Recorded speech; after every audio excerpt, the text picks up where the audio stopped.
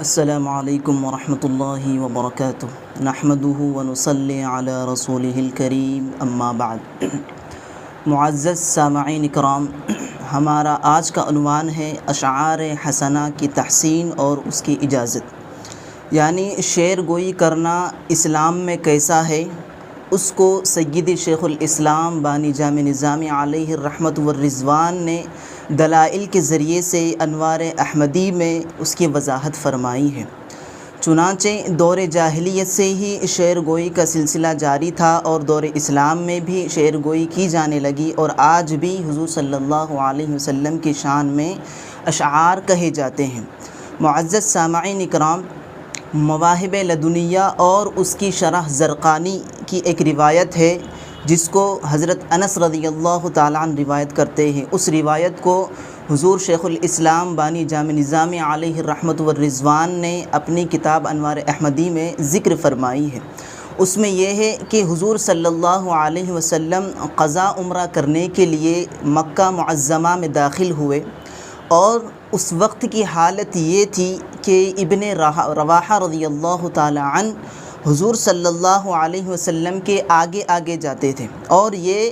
اشعار انہوں نے کہے حضور صلی اللہ علیہ وسلم کے آگے جا کر کہ اس کا ترجمہ یہ ہے کہ ایک اولاد کفار، تم حضور صلی اللہ علیہ وسلم کے راستے سے ہٹ جاؤ، آج ہم تم کو حضور صلی اللہ علیہ وسلم کی کتاب کے حکم سے اس طرح ضرب لگائیں گے کہ تمہارے سر گردن سے جدا کر دیں گے، اور تمہارے سر گردن سے جدا کر کے اور تم دوست سے دوست کو تم بھلا دو گے۔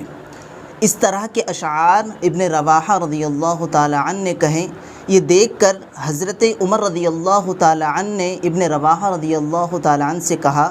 کہ اے ابن رواحہ، تم حضور صلی اللہ علیہ وسلم کے سامنے ان اشعار کو پڑھتے ہو اور تم حرم میں موجود ہو، یہ اشعار پڑھتے ہو؟ تو حضور کریم صلی اللہ علیہ وسلم نے حضرت عمر رضی اللہ تعالیٰ عنہ کو کہا کہ اے عمر، تم ان کو ان کی حال پر چھوڑ دو، یعنی تم ان کو شعر کہنے دو،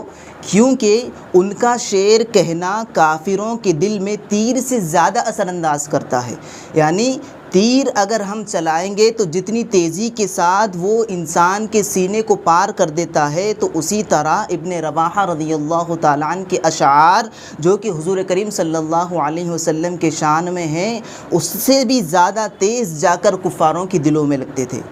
یہ بات کو حضور صلی اللہ علیہ وسلم نے کہا تھا۔ تو پھر اس کے بعد ایک صحابی کعب بن مالک رضی اللہ تعالیٰ نے حضور کریم صلی اللہ علیہ وسلم سے فرمایا کہ یا رسول اللہ صلی اللہ علیہ وسلم، اللہ تبارک و تعالیٰ نے قرآن مقدس میں تو یہ بیان فرمایا ہے الشعراء یتبعہم الغاوون، کہ شاعروں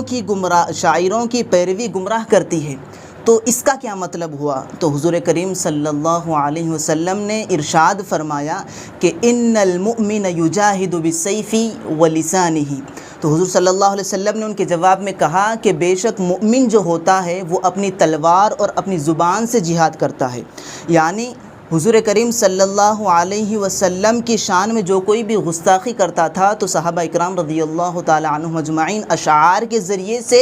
وہ کافروں کو پچھاڑ دیتے تھے، اشعار کے ذریعے سے کافروں کو پچھاڑ دیتے تھے۔ حضور کریم صلی اللہ علیہ وسلم خود صحابہ رضی اللہ تعالیٰ عنہ کو کھڑا کرتے تھے ممبروں پر کہ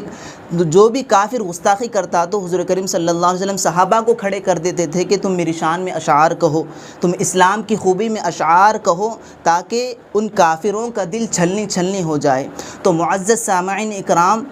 وہ جو آیت مبارکہ ہے جس کو اللہ تبارک و تعالیٰ نے نازل فرمائی والشعراء یتبعہم الغاوون، تو ہم کو اس کا شان نزول دیکھنا چاہیے کہ جب حضور کریم صلی اللہ علیہ وسلم پر قرآن کا نزول ہوتا تھا تو حضور کریم صلی اللہ علیہ وسلم صحابہ کو بھی سناتے اور کفار و مشرکین کو بھی ان آیتوں کو سناتے تھے۔ تو وہ یہ کہتے تھے،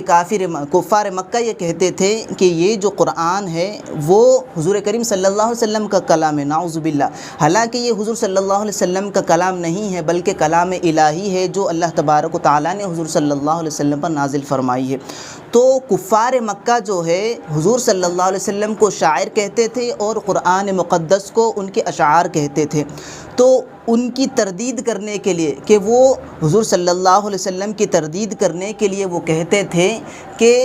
حضور صلی اللہ علیہ وسلم کی شان کے خلاف وہ اشعار کہتے تھے، اسلام کے خلاف وہ اشعار کہتے تھے، اور ان کفار مشرکین کے جو لوگ ان کی جو پیروی کرنے والے تھے ان کے متعلق اللہ تبارک و تعالیٰ نے یہ آیت نازل فرمائی۔ یعنی ان کے جو اشعار ہوتے تھے حضور کریم صلی اللہ علیہ وسلم کی شان کے خلاف ہوتے تھے، ان کے جو اشعار ہوتے تھے اسلام کے خلاف ہوتے تھے، ان کے جو اشعار ہوتے تھے وہ ان کے بتوں کی شان میں ہوا کرتے تھے۔ تو حضور کریم صلی اللہ علیہ وسلم پر یہ جو آیت نازل ہوئی ہے اس لیے نازل ہوئی کہ وہ جو ان کے اشعار جھوٹ پر مبنی ہے ان کی پیروی لوگ کیا کرتے تھے جو کہ کفار و مشرکین تھے۔ تو اللہ تبارک و تعالیٰ نے یہ آیت مبارکہ نازل فرمائی کہ جو کوئی بھی باطل اشعار کی پیروی کرتا ہے، باطل اشعار کو سنتا ہے یا سناتا ہے، تو ان جیسے اشعاروں کی، یعنی جو بھی باطل اشعار لکھتا ہے جو جھوٹ پر مبنی ہوتے ہیں، تو ان کی پیروی کرنا گمراہی پر لے جاتی ہے۔ تو اللہ تبارک و تعالیٰ نے یہ آیت جو ہے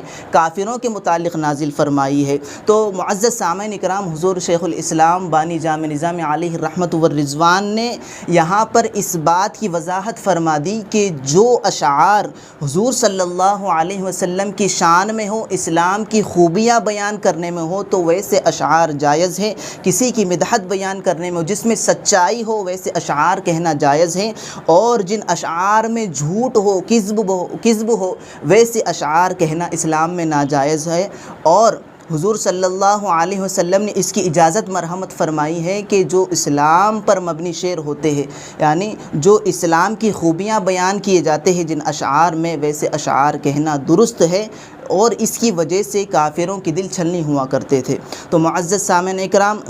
جن اشعار میں سچائی ہو، جن اشعار میں حضور صلی اللہ علیہ وسلم کی تعریف ہو ویسے اشعار کہنا درست ہے، اور جو اشعار جھوٹ پر مبنی ہو ان اشعار کو نہ کہنا، بلکہ ان کا کہنا جو اشعار جھوٹ پر مبنی ہوتے ہیں، جھوٹ پر مبنی اشعار کو کہنا گناہ ہے، اور سچ پر مشتمل اشعار کہنا باعث ثواب ہے۔ تو اللہ تعالیٰ سے دعا کرتا ہوں کہ کہنے سننے سے زیادہ عمل کرنے کی توفیق عطا فرمائے۔ وصلی اللہ تعالی وسلم علی خیر خلقہ محمد وعلی آلہ واصحابہ اجمعین والحمد للہ رب العالمین۔